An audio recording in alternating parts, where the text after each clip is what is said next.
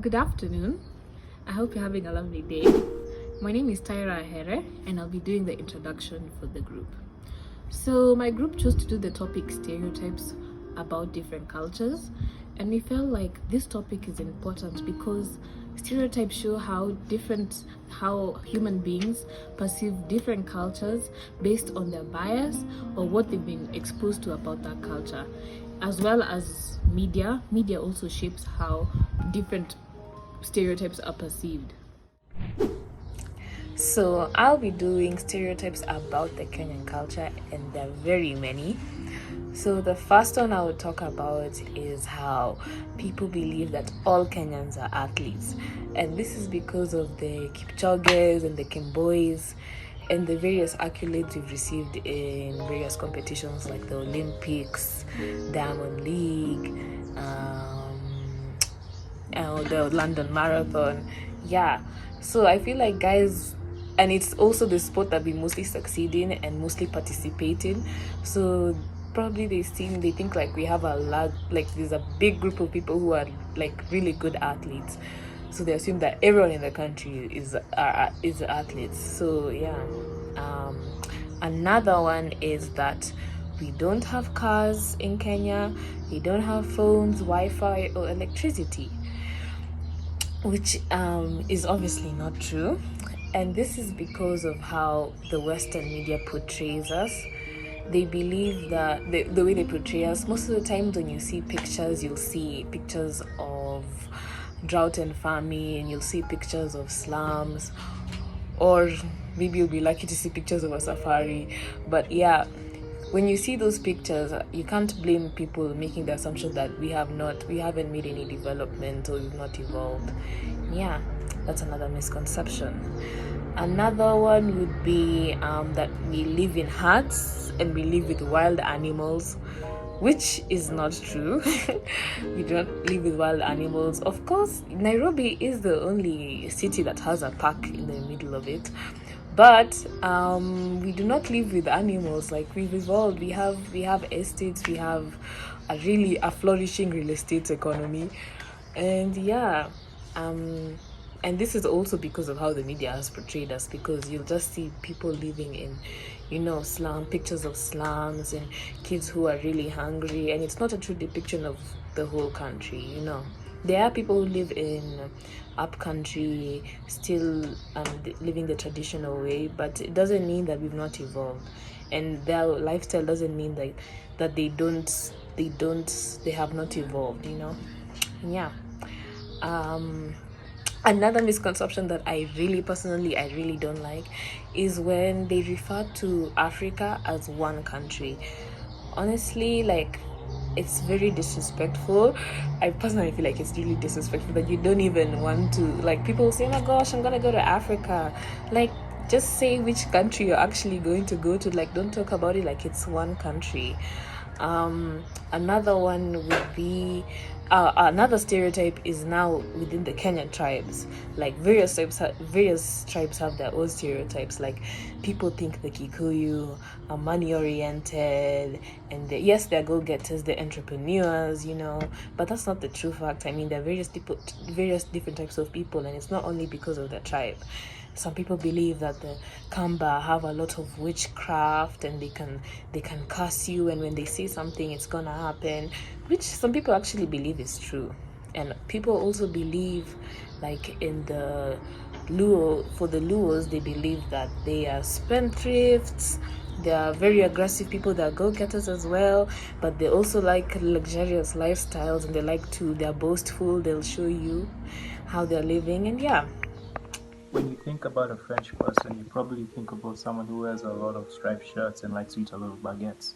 That's mainly because of the way people depict French culture in movies and different cartoons, and even how people comment about them on news and social media. This is mainly because, yes, most of these things are true. Most of them are known for their croissants, and they're known for its striped shirts because in French culture that's known as chic, but that's not the case. Most of these things have been exaggerated, and most of them are quote unquote the stereotypes of French culture. When you look at the French, they're also seen and depicted as rude people, especially in this new Netflix show called Emily in Paris. when she ventures around Paris, you can see how she's treated by most of the French people. Most of them don't give her the time of day. When she's at work, she gets, a bad look or a smearing look from most of her workmates. And this is mainly because people often depict them as rude, mainly because they're usually honest. And usually, when you look at the town Paris, and if you walk around, many of the people in French are quite busy. Many of them don't really have that much time to mingle around, and so they're probably depicted as quite rude because they don't give people the time of day.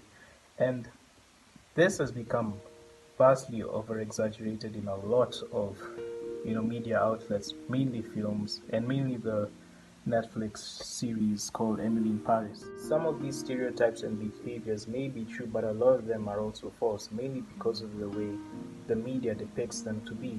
When you see a lot of people from different cultures going into a French culture and trying to invest into the French culture, you can see them struggling quite a bit to understand how it is, and they probably get the wrong depiction of what somebody's trying to say or how they're trying to be, and that ends up bringing out a lot of stereotypes and a lot of exaggerations, depict them to be something they're not, hence the stereotypes. When you think about America, a few popular American stereotypes come to mind, such as Americans have a gun obsession, Americans are loud and obnoxious, Americans, especially those of Caucasian descent, are racist, and that many Americans harbor a lack of cultural awareness and depth. Many of these stereotypes are derived from the portrayal of American people in the media through movies, television shows, and even their own news, whose popularity spreads widely, thus creating the notion that most, if not all, Americans are the same.